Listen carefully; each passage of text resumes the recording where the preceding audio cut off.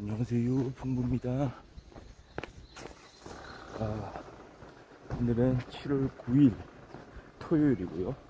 지금 6시 30분 딱 지나고 있네요. 좀 시원합니다. 밖에 나오니까요.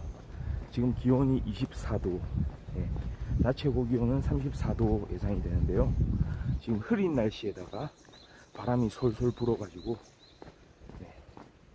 집안에 있을 때하고는 다르네요. 약간 오늘도 사실 열대야처럼 느껴지는 그런 무더위가 이렇게 좀 기승을 부리는 계절의 한가운데, 그래서 잠을 조금 설치고 또 이런 분들 많을 것 같아요. 그런데 아침 일찍 새벽에 이렇게 야외로 나와서 이렇게 걸으면은 의외로 이런 시원한 바람을 맞을 수 있는 것 같습니다. 선선합니다. 지금 여름의 한가운데 이렇게 들어와 있지만 아침 날씨만큼은 간혹 한 번씩은 또 아침에도 좀 무더운 날이 있긴 하지만 오늘 좋습니다. 날도 흐리고요. 진짜 걷기에 최적의 날씨입니다. 거의 빵점부터 100점까지 이렇게 점수를 줄 수 있다면 오늘은 거의 한 99점,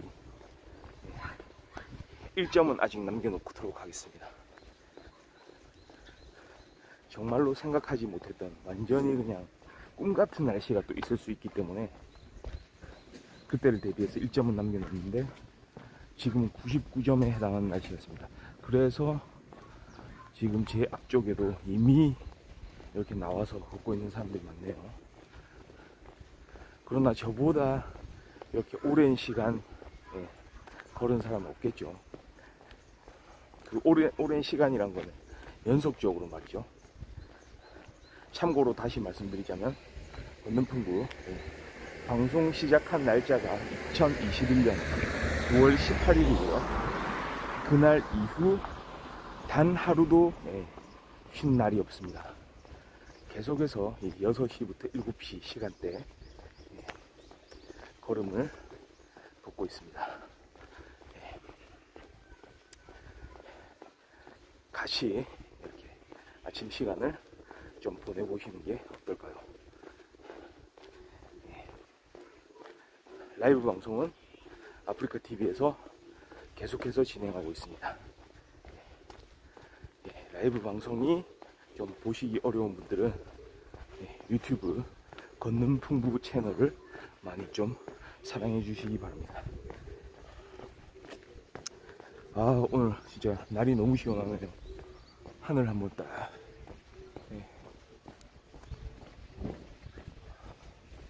하늘입니다.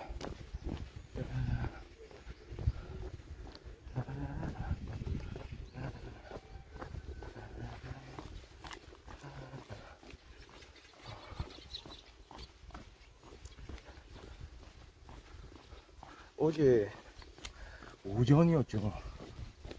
한 11시 조금 넘어서였던 것 같은데요. 갑자기 뉴스 속보가 떴었죠. 와, 저 좀 깜짝 놀랐습니다. 저도.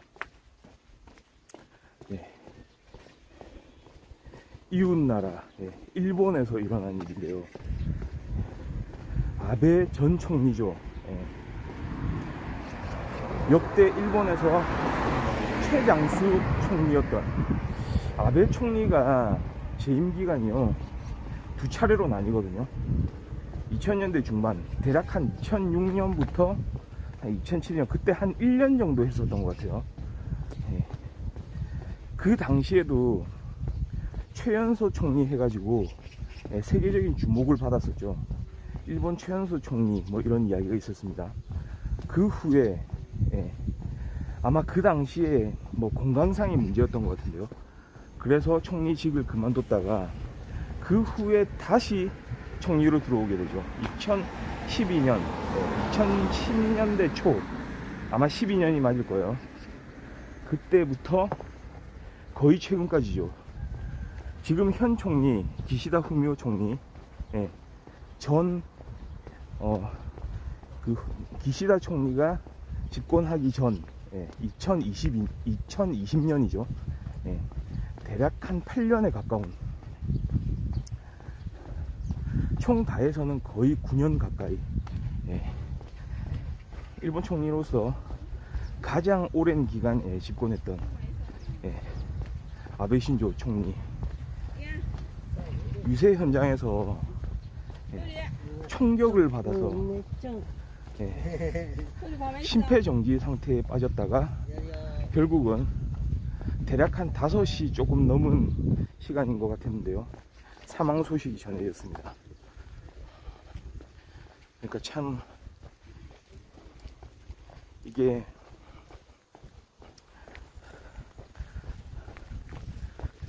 참 그렇더라고요. 이게 좀 어떤 말로 표현을 해야 될지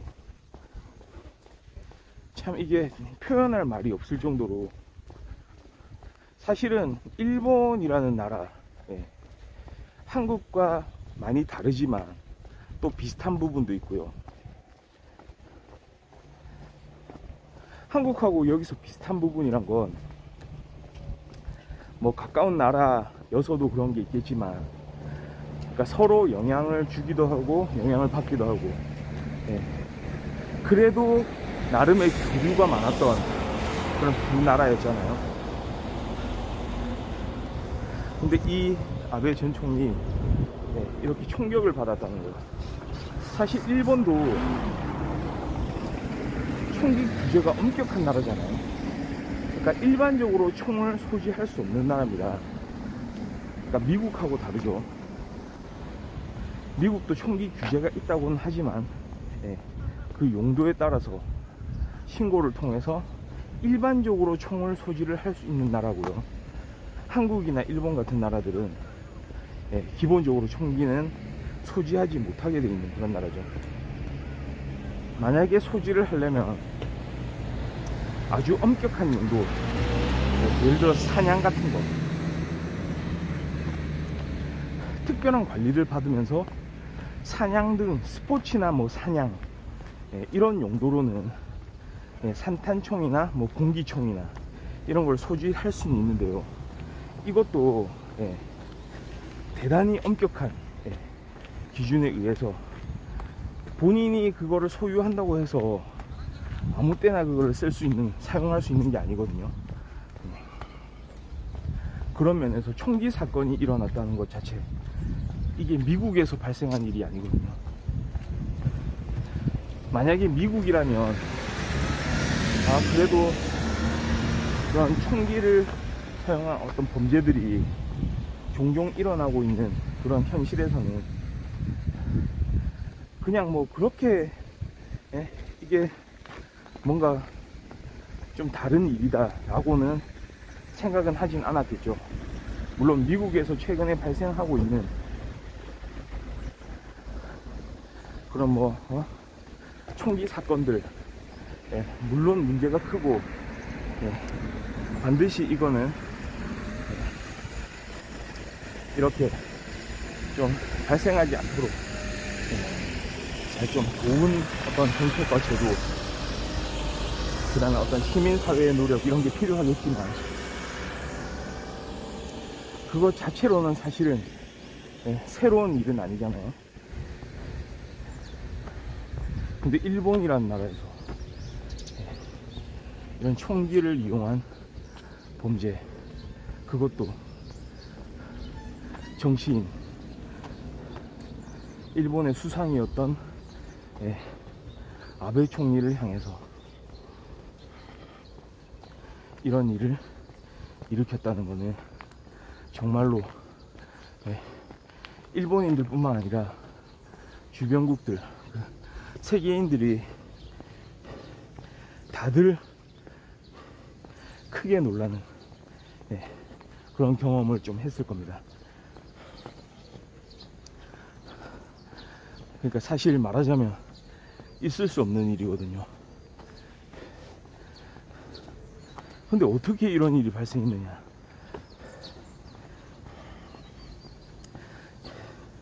이 저격을 한 사람은 어떤 사람이고 도대체, 그리고 이 총기는 어떻게 이렇게, 예, 유세 현장까지 가지고 나올 수가 있게 되었나. 아마도 저는 조금 그런 생각은 합니다. 이게 아직까지도 이 아베 총리, 아베 전 총리죠, 정치인이거든요. 그러니까 총리를 지금 그만두었다고 해서 정치적인 발언권이 없는 게 아니에요. 이렇게 유세 현장에서 나와서 유세를 한 것만으로도 알 수 있듯이 지금 일본의 자민당이죠, 자민당 내에서 여전히 막강한 권력을 가지고 있다고 합니다. 심지어는 현 총리, 기시다 총리보다도 더 폭넓은 어떤 그런 지지를 받고 있는지도 몰라요.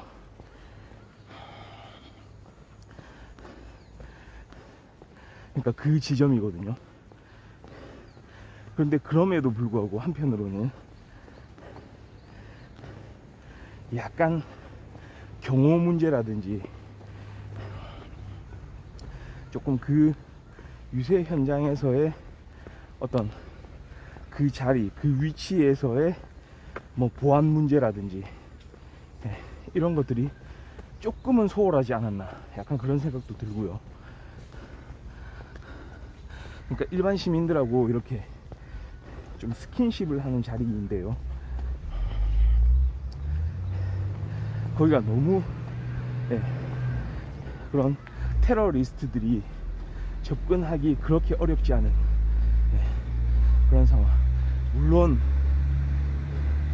일본 당국에서도 이런 어떤 정치 활동을 할 때, 야외 활동을 할 때요, 총기 소지자가 이렇게 다가와 가지고 테러를 저지를 거라고는 생각을 하지는 않았을 겁니다. 어떤 의미에서는 좀 한국에서 일어나는 일들하고 좀 비교가 되기도 하거든요. 일종의 좀 징후범죄, 유세 현장에서는 간혹 이런 일이 일어나기도 했죠. 근데 다만 총기를 가지고 일어나진 않았습니다. 최근에도 한국도 마찬가지죠. 올해 들어서도 유세 현장에서 그 정당의 대표한테 어떤 특정 무기를 가지고 이렇게 공격하는 그런 행동들도 일어나곤 했는데요. 물론 그것도 있어서는 안 되는 일이긴 하지만 이 정도의 파급 효과는 아니었죠. 그러니까 총기를 사용했다는 거, 그러니까 총기의 의미는 그거잖아요. 살해할 의도가 있었다. 제대로 그 대상자, 그 저격 대상자를 이렇게 겨냥을 하면서 그 사람이 제대로 이 총알을 맞는다면 사망할 가능성이 있다는 거. 단지 겁을 주기 위해서 뭔가 자기의 의견을 이렇게 표출하기 위해서 되게 강력한 어떤 그런 수단을 사용한다, 이 개념이라기보다는 이건 정말로 테러죠. 그러니까 민주주의 사회에서 자신의 의견을 피력하기 위해서는 그 방식도 민주주의적이어야 하는 거죠. 근데 이렇게 폭력을 사용하는 사람, 그 중에서도 그 상대방을 살해하려고 이렇게 다가오는 사람이 있다는 거. 요즘 사회에서의 증오 범죄의 현실이고요. 그 현장을 똑똑히 이제 목격을 할 수가 있었습니다. 그러면 이 사람이, 이 범인이 가지고 온 그 총은 무슨 의미냐, 도대체 어떤 총을 가지고 온 거냐. 제가 그 사진도 봤는데요, 그 사진에 보면 뭔가 파이프가 두 개가 이렇게 이제 병렬로 이렇게 연결이 되어 있고요. 그 파이프를 테이프 같은 걸로 검정색 테이프 같은 걸로 휘감아 놨어요. 그러니까 그게 뜻하는 게 뭐냐면, 생긴 모양도 좀 그렇거든요. 이게 산탄총, 처음에 언론에 보도될 땐 산탄총이라고 했는데, 그러니까 샷건이죠. 산탄총이란 거는 격발을 했을 때 탄이 분산이 되면서 총알 하나가 나가는 게 아니고요, 여러 개로 분산돼서 파편처럼 이제 터져 나가는 그런 총을 말하는 거죠. 그래서 산탄이라는 이름을 씁니다. 샷건인데, 샷건이라는 보도가 있었어요. 근데 이 총은 딱 사진상으로 봤을 때 샷건보다는 길이가 짧습니다. 짧고요, 그렇다고 권총도 아니고요, 권총보다는 길이가 현저히 길고요, 마치 어떤 게임 같은 데서 등장하는 그런 특수 무기 같은, 예전에 애니메이션이기도 하면서 애니메이션이자 게임인 건그레이브, 예전에 저도 한 적이 있는데요, 플레이스테이션 2 때였던가요? 거기서 나오는 그런 총과 유사한 모양. 그러니까 마치 애니메이션에 등장하는 그런 총 비슷한 그런 거를 이용을 했고요. 그래서 이거는 특별히 제작을 한, 아니면 직접 만드는 기술이 있었을지도 모릅니다. 이 사람이 해상자위대 출신이라고 하거든요. 자위대 장교 출신인 걸로 알려져 있습니다. 지금 2000년대 중반에 해상자위대에서 장교 활동을 했던 걸로 그렇게 보도가 됐죠. 그러니까 이런 방면에 조금 지식이 있는 사람일 가능성이 있습니다. 그리고 이 사람의 집을 압수수색을 했는데요, 폭발물들이 나왔다는 그런 보도가 또 있었고요. 그러니까 아직까지 뭐 100% 밝혀지지 않았기 때문에 정확하게 어떤 의도에서 어떤 목적으로 이런 일을 저질렀는지에 대해서는 아직은 드러난 바는 없긴 하지만, 뭔가 일을 꾸미고 있었다는, 하여튼간에 정치적인 목적이든 아니면은 단순 개인의 징후든 간에 무슨 일이 언제든지 일어날 수 있도록 미리 사전에 준비를 하고 있었다는 것은 확실해 보입니다.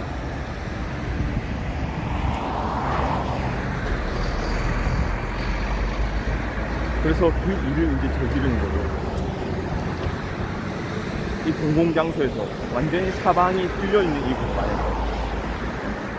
그러니까 특별히 이 사람은 이 일을 저지르고 나서 그 자리를 피해서 달아날 생각도 하지는 않은 거죠. 그러니까 이 사람의 각본에는 말이죠, 시나리오에는 이 모든 상황들, 그러니까 이런 공공장소의 이 현장, 그 다음에 저격을 해야 되는 그 대상자, 일본에서 거의 제일 유명한 정치인, 일본에서 가장 오랜 총리 재임 기간을 갖고 있는 그 정치인에 대해서 이런 행위를 했을 때 어떤 상황이 발생할 거고, 결국 자신은 어떻게 될 건지에 대해서도 이미 사전에 시나리오를 다 짜 놓지 않았나, 이런 생각이 좀 듭니다.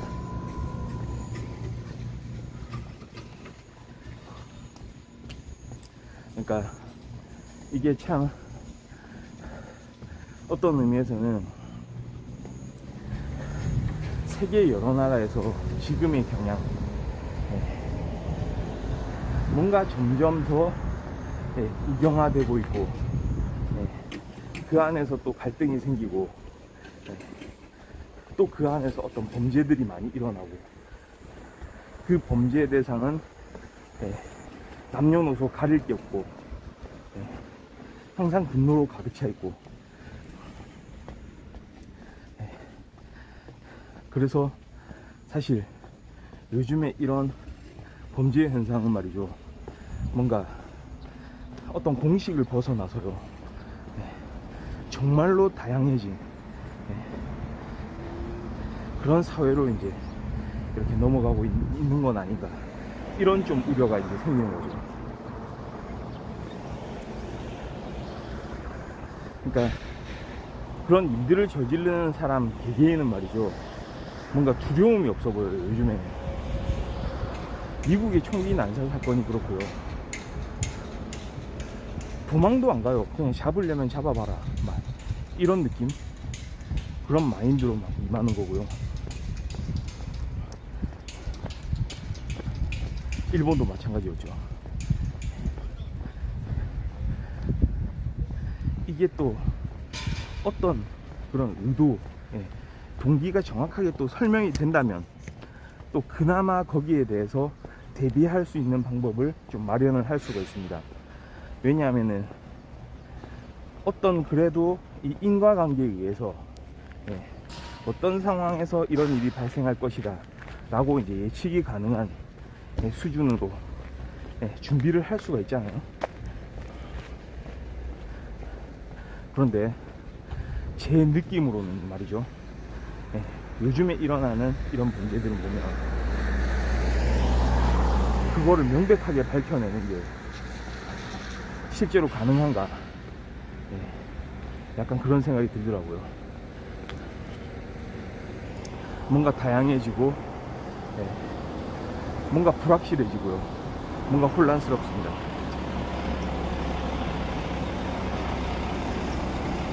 총기를 사용하지 못하는 국가죠. 일반적으로 총을 휴대하면서 다닐 수가 없는 나라입니다. 한국도 마찬가지입니다. 그런데 이런 이제 총기 사건이 발생을 하는 거죠. 그리고 한국에 있어서는 대척점에 있었죠. 아베 총리라는 사람이 그 당시에 갈등도 많았어요. 한국 대법원에서 강제징용 피해자들에 대한 어떤 보상 문제 판결을 했을 때 거기에 대한 보복으로, 정치적인 보복이죠. 당시 2019년도였죠. 그 당시에 한국으로의 반도체 부품들, 반도체 소재들 수출 규제를 했습니다. 그때 한국이 뭐 백색 국가 뭐 그런 표현을 썼죠. 화이트 리스트, 화이트 리스트에서 빠지게 되는, 그러니까 서로 이제 어떤 통상이라든지 뭐 교류라든지 이런 부분에 있어서 다른 국가들하고는 달리 더 우선권을 주면서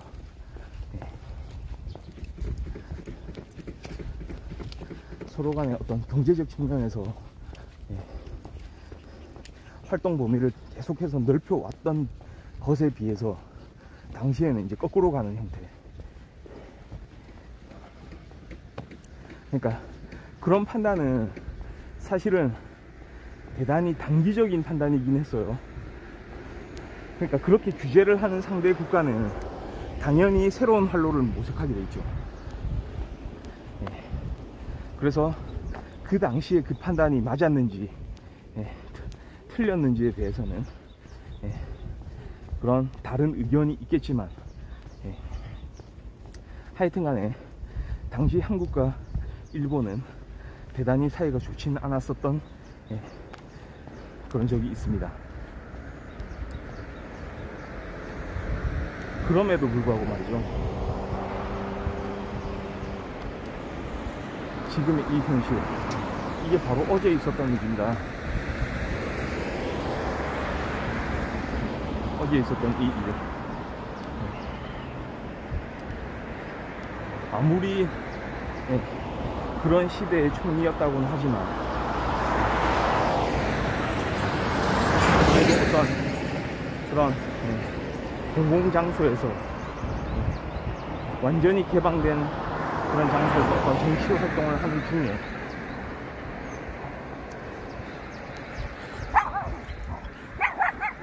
또 저 강아지네요.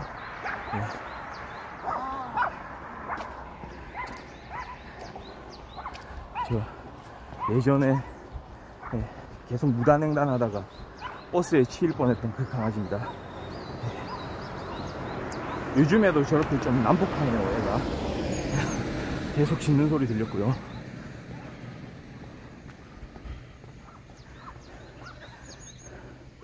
그렇기 때문에 이게 일종의 증오 범죄로 이제 여겨지는 그런 범죄들이 생겨나고 있는데요. 혹자는 그런 얘기를 하더라고요. 이 사건을 가지고 이야기를 많이 하잖아요. 한 사람이 이런 이야기를 하는 사람이 있더라고요. 그러니까 그러게 착하게 살아야 된다. 그런 이야기를 들었어요. 착하게 살아야 된다. 그런 표현을 조금은 그렇게 많은 생각을 가지고 한 표현은 아닌 것 같습니다. 어떤 통찰력이 있는 말은 아니죠. 착하게 산다는 거, 뭐 물론 그런 기본적인 이제 마인드를 갖춘다는 거 뭐 필요해 보입니다. 근데 문제는 그거죠. 착하다는 게 뭐냐, 착한 게 뭔데. 조금 다르게 표현하면 당신은 모든 사람한테 착할 수 있습니까, 이거거든요. 결국 착하다는 것도 상대적인 거 아닌가요? 누구한테는 착한 일이 될 수도 있지만 또 다른 누구한테는 그렇지 못한 일, 그리고 착하다는 어떤 행동에 대해서, 어떤 마인드에 대해서 사람마다 느끼는 그런 정도가 또 다를 거 아니에요. 그게 일관되게 뭐 어떻다라고 얘기할 수가 있을까요?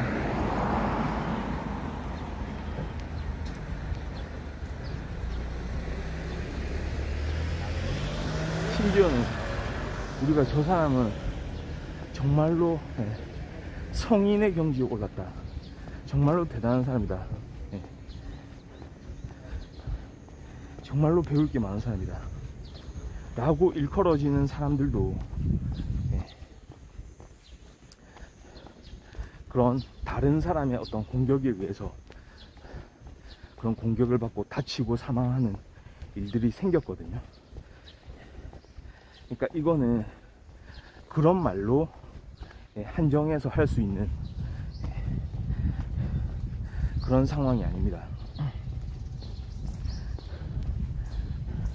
그냥 단순히 착하게 살면 된다, 그런 말로 이 지금 일어난 일본에서의 이 사건, 전 총리가 사망하게 된 이 사건을 단지 이 사람이 착하게 살지 않았다, 그렇기 때문에 착하게 살아야 된다 라는 말로 이야기를 해버리면 지나친 단순화, 거기에 더 나아가 사실 모순되는 이야기죠.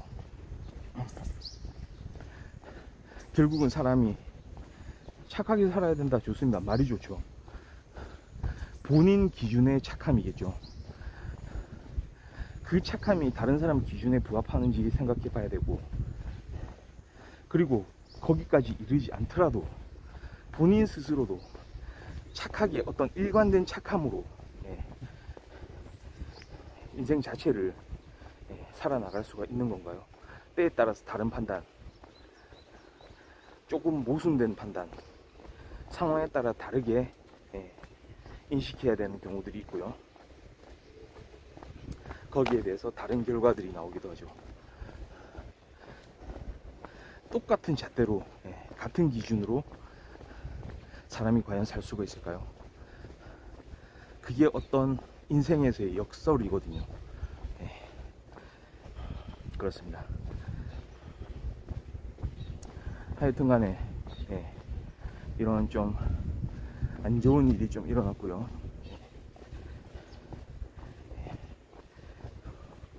한국과 뭐 어떤 일이 있었든지 간에 그래도 사람으로서 어떤 인간적인 애도는 표하는 게 맞아 보입니다. 오늘 7월 9일 아침 방송 이렇게 다소 좀 약간 어두운 조금 이야기하기 힘든 그런 이야기들을 좀 하게 됐는데요. 좀 극복을 하고요. 다시 좀 이렇게 정상화가 되기까지 될 때까지 우리가 좋은 생각들을 좀 또 많이 해야 될 것 같습니다. 건능풍부 아침 방송 여기까지 하도록 하겠습니다. 시청해 주셔서 감사합니다. 바이.